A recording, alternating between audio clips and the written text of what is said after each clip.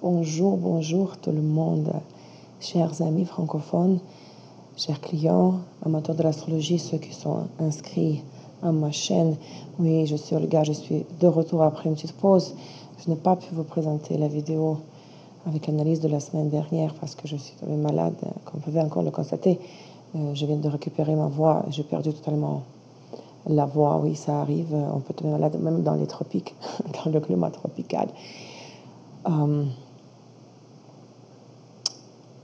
Oui, je vais commencer cette vidéo de l'analyse de la semaine du 25 septembre jusqu'au 1er octobre par une petite annonce.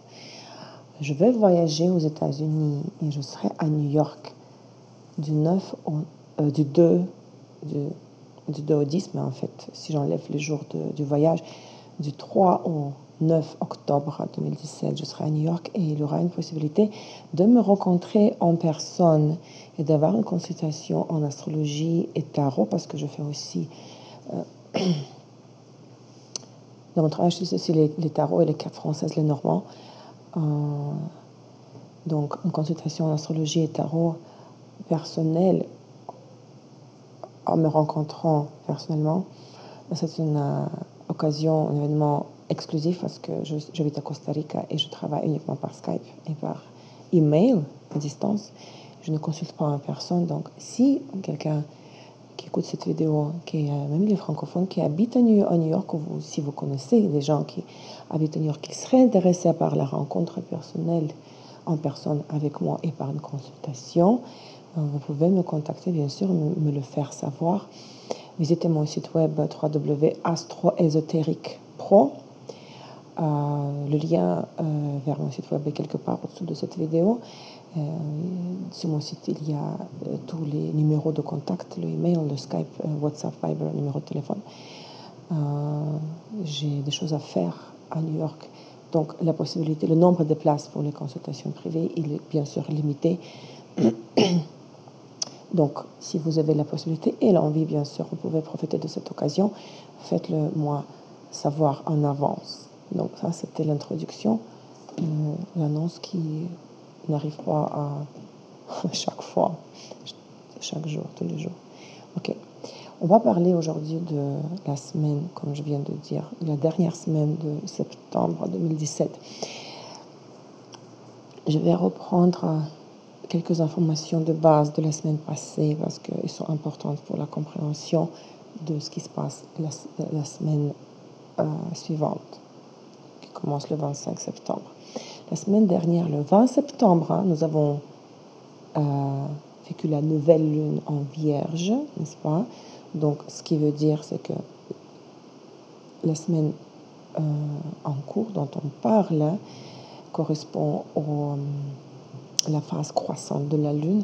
Le 28 septembre, en fait, le 28, ça sera jeudi. Nous allons passer au premier quart du mois lunaire, n'est-ce pas? Parce que le 5 octobre, nous allons vivre la pleine lune en bélier. Donc, en ce moment, la lune est croissante. Et avec la croissance de la lune, notre activité aussi, notre énergie, notre vitalité va augmenter également.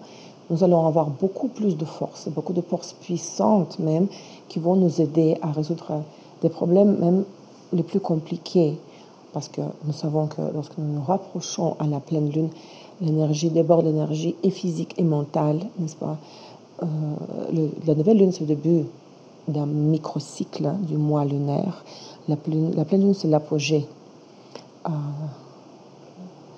du mois lunaire lorsque la lune est en position avec le soleil. Donc, ce qui nous donne beaucoup d'énergie, beaucoup de force mentale et physique. Donc, moi, personnellement, j'adore le deuxième quart du mois lunaire parce que moi-même, je suis née à la pleine lune. Je suis Verseau, la lune en lion. Un artiste caché. Excusez-moi pour ma voix. Donc, cette deuxième semaine, en fait, la deuxième semaine du mois lunaire, que nous vivons la veille de la pleine lune, c'est le moment où nous avons assez de force pour résoudre beaucoup de problèmes, pour être résistants au stress et aux circonstances négatives dans lesquelles nous retrouvons, parce que nous avons cette force, cette vitalité, la résistance. Donc ça, c'est déjà la première remarque, d'accord, en faisant référence à la nouvelle lune en Vierge qui a eu lieu le 20 septembre, la semaine dernière. Qu'est-ce qui s'est passé ou encore? Quoi d'autre? Quels d'autres événements importants ont lieu la semaine dernière? Le 22 septembre, c'était bien sûr l'équinoxe d'automne. Dommage que je n'ai pas pu vous parler de cela la semaine passée parce que je vous ai préparé, mais bon, ce sera pour une autre fois, les suggestions, donc, des rituels, des méditations que nous pourrions faire pendant l'équinoxe d'automne qui nous aiderait à programmer, vous savez, quelques mois en avance. Parce que c'est un moment stratégique parce que c'est le début astronomique d'automne, n'est-ce pas? Lorsque le jour et la nuit sont égales, durent 12 heures. À ce moment-là, le soleil passe dans l'hémisphère sud. Et après le jour de l'équinoxe d'automne, la diminution de la durée de la journée de lumière nous semblera plus rapide, plus évidente, n'est-ce pas? Donc, la durée de la journée va diminuer, la durée de la nuit va augmenter, parce que nous allons nous approcher de l'hiver. Si nous vivons dans l'hémisphère nord, c'est l'hiver.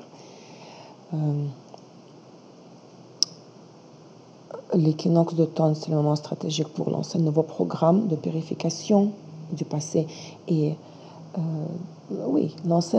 reprogrammer un peu notre réalité. Je ne veux pas comparer l'équinoxe avec l'éclipse, parce que les éclipses, ce sont des moments les plus stratégiques, les plus importants du point de vue de relancement du programme, de notre réalité. Mais les équinoxes, que ce soit d'automne ou de printemps, sont aussi extrêmement importants. Et le 22 septembre, bien sûr, nous savons que le soleil est entré dans le signe de Balance. Nous avons vécu l'ingression du soleil en Balance. Joyeux anniversaire à toutes les balances que j'adore parce que moi, je suis Verseau, ascendant Verseau. Et je m'entends très bien avec les signes d'air, surtout avec les balances. Qu'est-ce qui s'est passé? Quoi d'autre? Le 20 septembre aussi, autour de la nouvelle lune, Vénus est entrée dans le signe de Vierge et a rejoint Mars, qui est déjà dans ce signe. Et nous rappelons que Mercure est aussi dans le signe de Vierge. Donc, nous avons concentration des énergies du signe de Vierge pendant tout le septembre, carrément. Mais Mercure va sortir de la Vierge et va passer en Balance le 30 septembre. Même, je vais en parler dans un instant. Donc, Vénus est entrée dans le signe de Vierge et a rejoint Mars, qui est déjà dans ce signe. Ce qui veut dire que dans nos relations avec d'autres personnes, jusqu'au mi-octobre environ, dans les interactions sociales, commerciales et personnelles, dans nos perspectives financières et dans les opportunités financières, dans la construction de stratégies de notre propre bien-être, des changements très importants vont commencer à se produire, et ceci va durer jusqu'au mi-octobre. Et ces changements-là seront liés à des questions de la réalité pratique, à des questions du travail, des plans concrets et précis, des tâches et des obligations, ce qui est le symbolisme du signe de Vierge dans lequel nous avons Vénus et Mars. D'accord? Le même jour, le 20 septembre, nous avons vécu l'aspect opposition Mercure et Neptune, le 20. Aujourd'hui, le jour où j'enregistre cette vidéo, le 24 septembre, le dimanche, Mars crée l'opposition, Mars forme l'opposition à Neptune, et plus tard dans la semaine dont je vais parler tout à l'heure, Vénus va former l'opposition à Neptune, ce qui est logique. Mercure est presque à la sortie du signe de Vierge, a fermé la position avec Neptune. Mars aussi, puisqu'il avance, à un moment donné, il forme l'opposition avec Neptune. Et Vénus, qui est rentrée dans le signe de Vierge, va à son tour former l'opposition. Donc, durant la semaine passée et la semaine que je vais analyser tout à l'heure, 3 planètes ont et vont former l'opposition avec Neptune, la planète de la mystification et des brouillards. L'opposition Mercure-Neptune a intensifié le comportement irrationnel, la probabilité d'erreur, des erreurs, des pertes, des malentendus et des troubles dans la communication, Mercure, communication, a été particulièrement élevée. D'accord? C'est comme ça que ça se manifeste dans la réalité. La fin de la semaine, donc, pendant l'opposition Mars-Neptune, nous avons eu sûrement un très grand risque de dépenser notre énergie inutilement pour les fausses tâches, les tâches inutiles qui n'en valent pas la peine, et pour le travail sur les objectifs qui ne valent pas la peine. Et à ce moment-là, pendant l'opposition Mars-Neptune, il est très difficile pour nous d'agir efficacement. D'accord? Ça, c'est du passé, ça vient de passer. À quoi nous pourrons nous attendre pendant la semaine qui commence le 25 septembre, lundi le 25 septembre? Les 2 premières journées de la semaine, donc lundi et mardi, nous pourrions ressentir que le fardeau des préoccupations et des responsabilités, le fardeau, d'accord, affecte notre humeur et notre bien-être. Nous allons devoir résoudre des problèmes très sérieux, faire attention au travail et respecter nos obligations, les obligations que nous avons assumées, que nous assumons. Nous pouvons faire face à des obstacles majeurs ou mineurs, mais des obstacles lorsque nous traitons avec d'autres personnes, dans les échanges avec d'autres personnes, lorsque nous mettons en œuvre nos plans, lorsque nous attendons ou nous recevons la bonne information, ou lorsque nous attendons la réception de l'information. De quel aspect est-ce que je parle?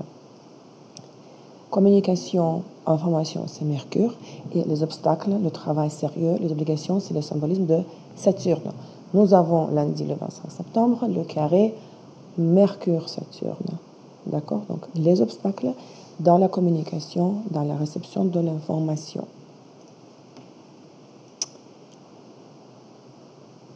Sûrement, très probablement, les affaires, les cas, les problèmes liés à des des problèmes officiels, tout ce qui est affaire avec les échanges avec les institutions officielles, dans les échanges avec les supérieurs et les personnes âgées, tous ces problèmes-là seront très pertinents pour nous.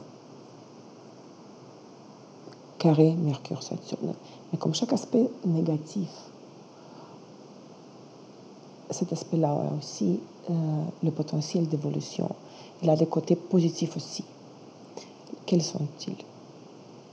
Les opportunités, le potentiel positif.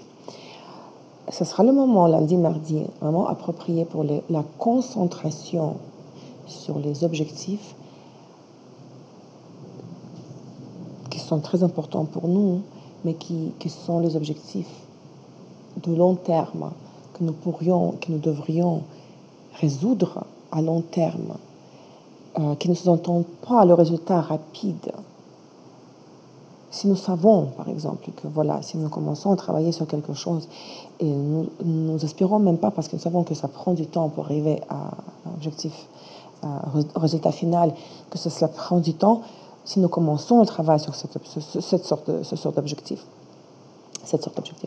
nous allons réussir parce que Saturne s'entend aussi la patience, la persistance, l'endurance, d'accord? Donc, si nous commençons à travailler sur un objectif de courte durée, si nous voulons un résultat rapide, nous n'allons pas y arriver. Parce que Saturne va bloquer la réalisation de cet objectif-là, de ce plan, de ce projet.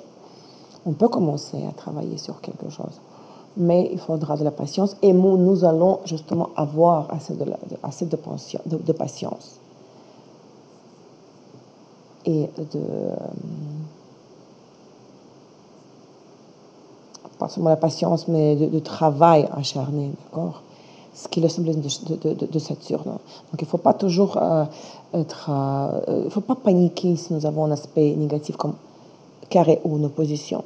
Derrière les aspects négatifs, il y a toujours une possibilité de croissance, parce que ce n'est que dans les situations de crise que nous évoluons. Évoluons.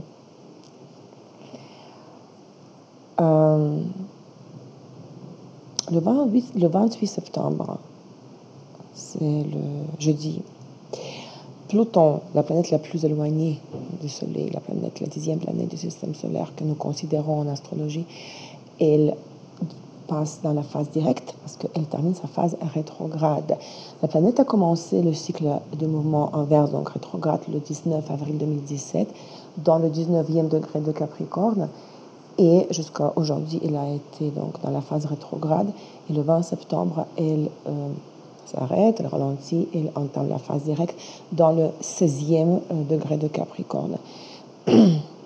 Pluton rétrograde en Capricorne attire notre attention sur les structures et les relations qui ont le pouvoir sur nous. Ce n'est pas une planète personnelle.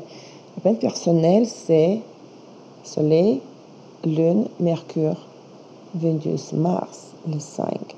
Jupiter, Saturne, la planète sociale, et Uranus, Neptune, Pluton sont les planètes de génération, les planètes qui n'ont pas d'impact sur notre situation personnelle, parce que leur impact se manifeste sur une très grande échelle. Et l'influence, les structures, les groupes, les sociétés, les pays, d'accord. Mais néanmoins, c'est pour ça que j'ai dit que nous allons notre attention être attirée sur les structures et les relations qui ont le pouvoir sur nous, parce que le Pluton, c'est la planète de pouvoir, c'est la planète maître du signe de Scorpion, d'accord. Très probablement, nous allons reconsidérer nos habitudes concernant notre interaction avec eux, avec quoi, avec qui, avec les relations, avec les structures et qui ont le pouvoir sur nous. Pluton, c'est une planète de la transformation qui soulève parfois des thèmes douloureux. Cette planète nous aide à voir notre propre ombre, à savoir, elle nous aide à prendre conscience de comment réaliser notre véritable motivation et comment satisfaire nos besoins profonds, bien que cela ne soit pas toujours agréable. Vous savez que la remise en question, la sortie de la zone de confort, c'est toujours douloureux. Toute thérapie est douloureuse. Certains de nous pourraient peut-être trouver qu'ils sont motivés par un désir passionné de pouvoir et d'argent au moment de changement de la phase de la planète, de la phase rétrograde pour la phase directe.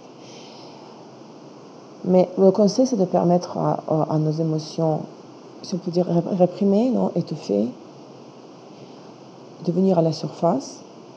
Et dans ce cas, nous allons pouvoir guérir au niveau existentiel. Ce sont des thèmes très philosophiques, vous savez, des analyses, des réflexions très très profondes. Si vous avez votre signe solaire est Scorpion ou si votre ascendant est Scorpion, ça veut dire que la planète maître, votre signe solaire de votre ascendant est Pluton. Donc, ce transit-là va être beaucoup plus sensible.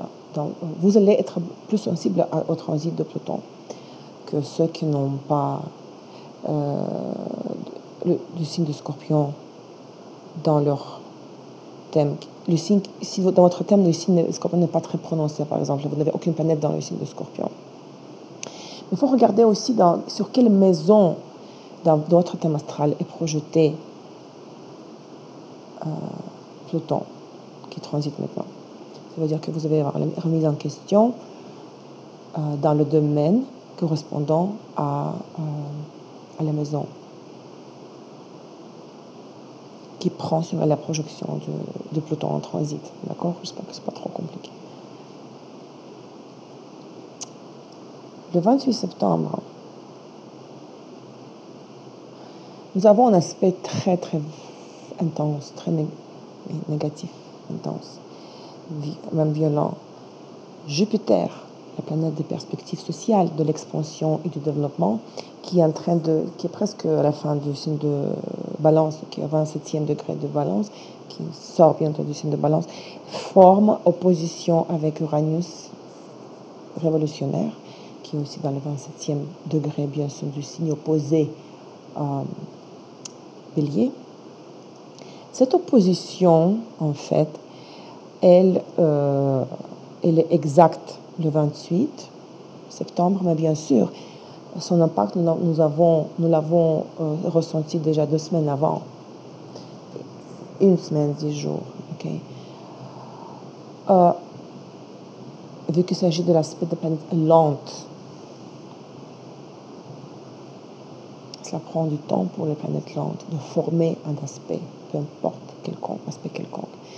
L'aspect opposition Jupiter-Uranus n'est pas obligatoire pour tous, parce qu'il ne concerne pas nos affaires personnelles, pas vraiment nos affaires personnelles, mais celles liées au processus externe et au processus partiellement en moins collectif.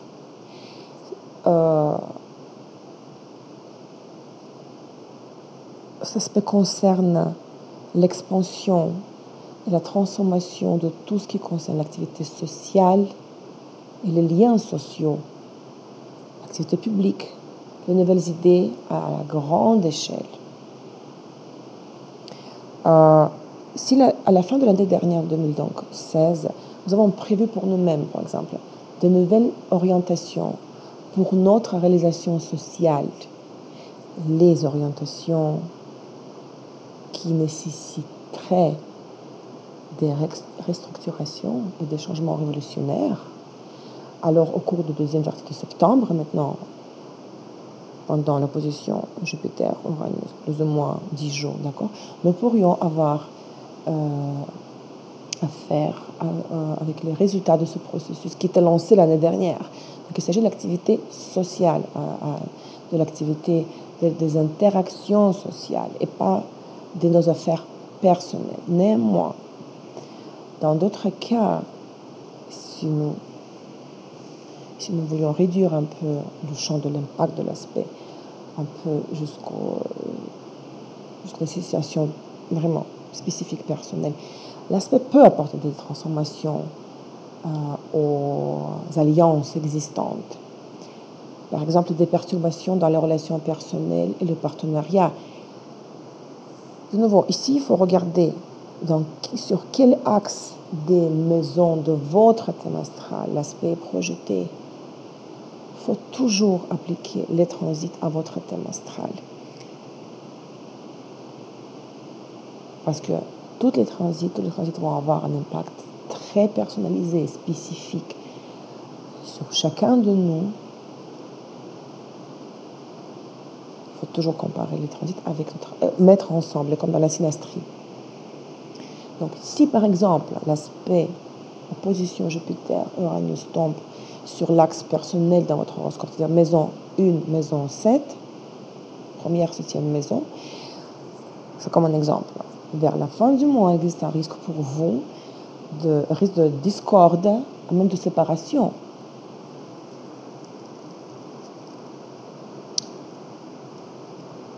Mais je ne veux pas aller dans les extrêmes, mais présenter la situation dans cette... vous décrire un scénario tragique. L'opposition, c'est toujours un choix entre deux extrémités, deux extrêmes. C'est comme tout ou rien, noir ou blanc, oui ou non. Nous pouvons décider, par exemple, pendant cet aspect-là, d'une étape importante dans le partenariat. C'est comme apporter un changement majeur dans le partenariat. Mais changement révolutionnaire, d'accord. Mais à la condition que ce n'est pas une impulsion émotionnelle, mais une approche bien réfléchie et responsable. Une approche à la question, une approche réfléchie et responsable. Mais en fait, à la base, la tendance de notre comportement pendant cet aspect, en position Jupiter-Uranus, c'est les actions spontanées et inconsidérées, ce qui base sur le principe tout ou rien. Nous allons être peut-être même guidés par une excitation folle, la frénésie. Donc il faut chercher, surtout le jour de l'aspect exact, vraiment arrondir les angles. Surtout, en plus, la lune est croissante. Vous savez, nous sommes motivés, nous pensons que voilà, nous avons beaucoup d'énergie, beaucoup de force, beaucoup de motivation pour avancer dans nos affaires. Mais il faut vraiment se retenir et surveiller l'axe de maison de votre thème astral qui est activé par ce transit-là. Et faites attention spécifiquement à ces domaines de la vie, d'accord, dans votre situation personnelle. Donc tout à l'heure, j'ai mentionné, vous vous rappelez que la semaine dernière, Mercure et Mars ont formé l'opposition à chacun à son tour. Les planètes, chacune à son tour, a formé l'opposition avec Neptune. Vu que Vénus maintenant entre en Vierge, il va former aussi l'opposition avec Neptune le 30 septembre. L'opposition avec la planète de confusion, de brouillard et de mystification, Neptune. Cet aspect-là va être formé dans le contexte de l'opposition Jupiter-Uranus, presque en même temps. Qu'est-ce qui va se passer? Vous imaginez deux oppositions aussi violentes. Nous risquons de rester confus en raison de l'échec de la mise en œuvre des plans de notre activité sociale, en raison du changement de la direction du développement, en raison des changements dans les relations avec des personnes spécifiques. Donc, mettez l'interprétation de ces deux oppositions ensemble. Pour faire la synthèse, c'est toujours question de la synthèse, parce que plusieurs aspects sont formés le plus souvent en même temps. Parfois, les aspects harmonieux sont formés en même temps que les aspects difficiles. Oui, salé, sucré, salé, d'accord? C'est comme le jambon fumé, le melon. Le premier plat que j'ai dégusté en France, lorsque je suis arrivée en 99, 99, Lyon, à Genève, je ne pouvais pas concevoir comment on peut manger le melon avec jambon fumé, sucré, salé. Maintenant, je le consomme dans les restaurants français ici à Costa Rica. Ouais. Donc, c'est plus facile d'interpréter, de combiner l'interprétation des aspects faciles, des aspects harmonieux et difficiles en même temps. Parce qu'ils se contredisent parfois, d'accord? Deux oppositions, ça multiplie la tension, et ça multiplie l'ambiance du choix extrême, tout ou rien, oui ou non, d'accord?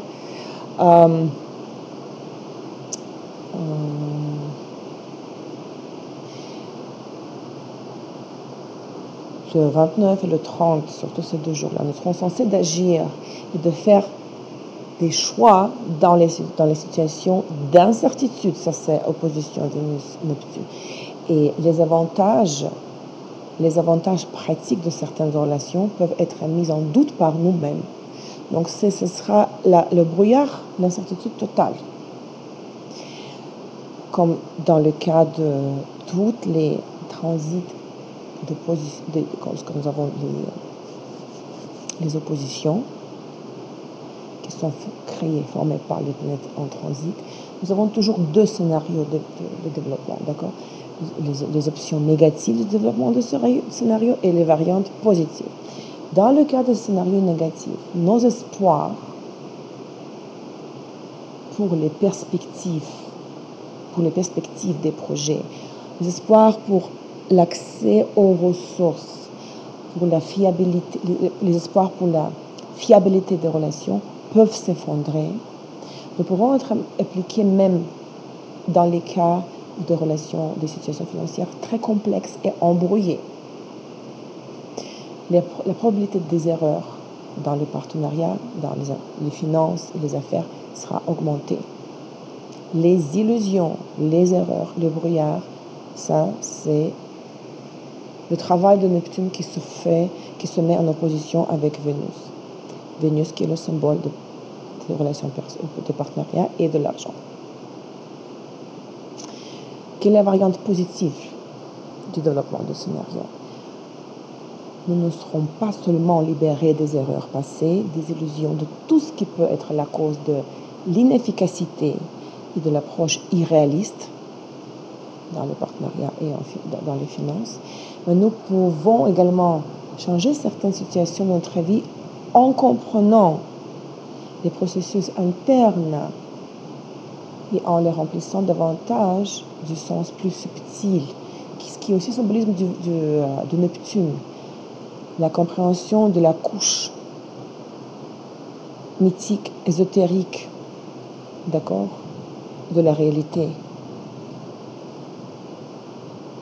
La compréhension des processus internes, parce que nous pouvons voir, nous sommes capables de voir l'invisible, et pas seulement le visible, ce qui est à la surface. Donc c'est la prise de conscience des processus subtils, d'accord, de la réalité physique qui pourrait nous aider à nous libérer des illusions et des erreurs du passé. De la remise en question de notre inefficacité. En fait, trouver le juste milieu, ne pas aller dans les extrêmes. D'après le symbolisme des deux planètes qui sont en opposition. Pour que le scénario positif fonctionne, qu'est-ce qu'il faut faire concrètement? Parce que là, oui, je parle un peu de choses abstraites, voilà. Les deux scénarios possibles. Qu'est-ce qu'il faut faire concrètement? Nous allons devoir rétablir l'ordre de nos affaires, de notre travail, dans nos devoirs, revoir nos valeurs, nos principes. Bien qu'il soit possible que de nouvelles variantes de développement des situations dans le domaine du partenariat et de finances, je me répète, se forment en situation de crise suite à certaines pertes, suite au rejet des excès et des choses inutiles. Parce que nous travaillons une opposition quelconque. Afin d'avancer, pour pouvoir avancer, nous ne pouvons pas faire le choix soit dans la faveur de direction A ou direction B. Nous allons devoir, c'est toujours je ne connais pas le mot en français, mais comme brisure, rupture, vous savez, nous sommes déchirés entre deux extrêmes, deux extrémités. Donc, afin de pouvoir avancer, nous allons devoir sacrifier un peu ici et un peu ici, pour être simple. Cela nous permet de nous approcher au maximum vers le milieu, le juste milieu. Et dans ce cas, on avance. Donc, renoncer aux illusions, remettre de l'ordre de nos affaires, côté pratique du Vénus, d'accord, les valeurs matérielles, les valeurs des relations que nous maintenons dans notre vie, et aller de l'avant. Parfois, c'est pas évident d'exprimer ce que je veux exprimer. J'espère que vous me comprenez. Rejeter les excès, rejeter les choses inutiles. D'accord? Parce que Vénus, c'est le symbole des excès aussi, vous savez. C'est les valeurs matérielles. Hein? Et Neptune, c'est le symbole des illusions. Si je faisais un résumé concernant le mercredi, jeudi et vendredi, milieu de la semaine, c'est le jour où nous vivons l'opposition Jupiter-Uranus, opposition Vénus-Neptune. Ce jour-là, donc, dans nos relations avec d'autres personnes et en matière financière, il peut y avoir beaucoup de confusion et de brouillard. Les virages et les changements soudains, l'ouverture de nouvelles opportunités, de nouvelles circonstances, nécessiteront une certaine pause afin que nous puissions nous remettre en forme, retrouver les repères, rétablir les priorités, les revoir, sortie de la zone de confort dans le contexte de crise qui est le titre de ma vidéo d'aujourd'hui.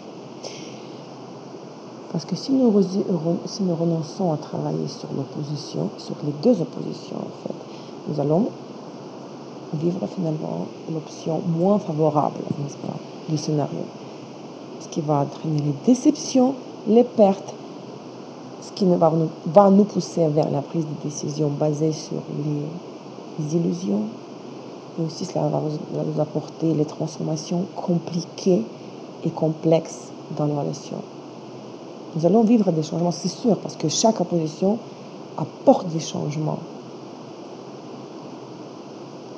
Et pourquoi vivre ces transformations et ces changements dans le contexte stressant, même traumatisant. Si nous pouvons faire un effort et travailler, dans notre cas, 2 oppositions, pour arrondir un peu les angles.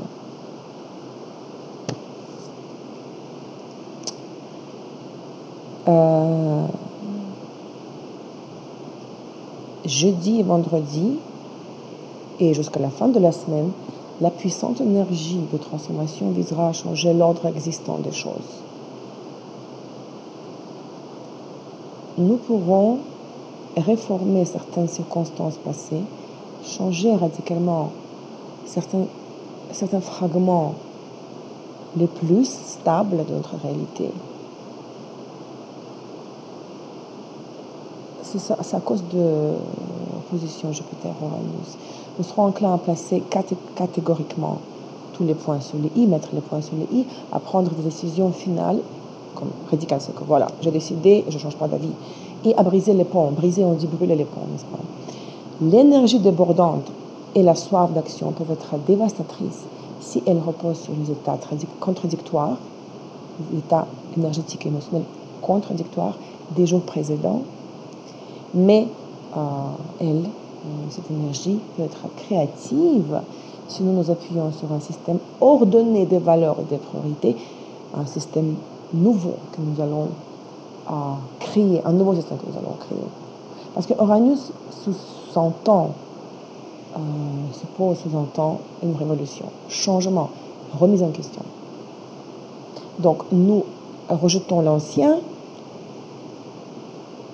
mettons en question, rejetons l'ancien, mais nous créons un nouveau système de valeurs et de priorités.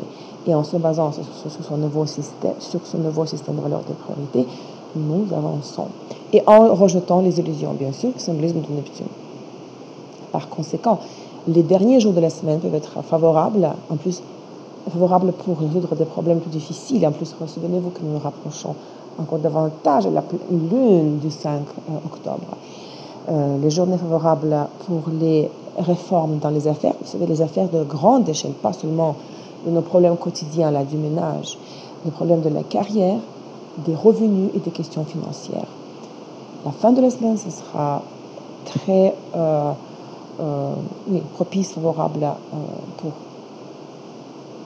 s'occuper des tâches qui nécessitent une concentration de force et d'énergie.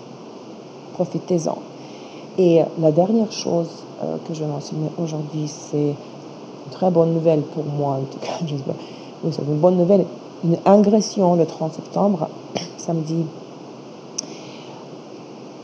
Mercure sort du signe de Vierge et entre en Balance dans le signe cardinal d'Air, où il va rester jusqu'au 17 octobre. Le Mercure symbolise la communication, le commerce, l'activité intellectuelle, les courts voyages, les courts déplacements. Donc, dans la communication, dans nos échanges avec les autres, la convivialité, le tact et la politesse seront placés sur le premier plan, bien sûr. Pour les gens, durant le transit du Mercure par Balance, les relations personnelles, les relations humaines sont très importantes parce que nous allons rechercher à nous entendre avec les autres, nous allons chercher à comprendre les autres, nous mettre à la place des autres. Donc notre attitude, nous allons montrer la tolérance et la patience, bien sûr, dans la communication. Pendant le transit de Mercure par Balance, les gens ne sont pas enclins à la confrontation. Au contraire, dans les situations critiques, les gens recherchent intensément le mot-clé de la balance, compromis, bien sûr. Les voyages, parce que Mercure c'est le symbole, c'est aussi la planète des voyages, vont être de nature plutôt commerciale. Si les gens partent en voyage, vont vouloir partir en voyage collectif, commun, en groupe, où les déplacements seront liés aux affaires publiques, par exemple.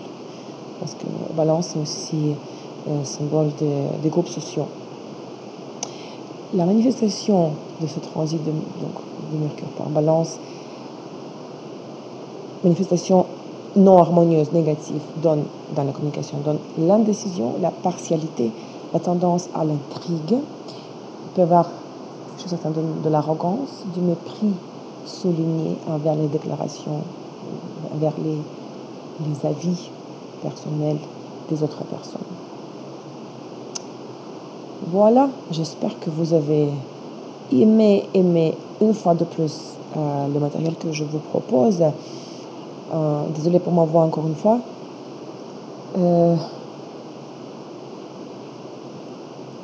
Je lis tous vos commentaires, mais comprenez bien que si vous avez une question personnelle concernant votre thème astral, votre situation personnelle, je le ferai, je la répondrai, je l'analyserai, je répondrai à votre question avec un très grand plaisir dans le contexte d'une consultation privée.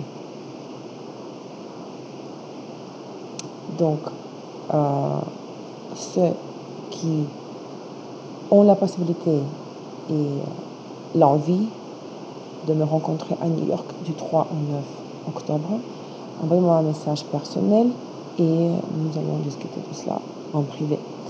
Je vous souhaite une très bonne semaine. Merci pour votre temps, pour votre attention et à très très bientôt, à la semaine prochaine. Au revoir.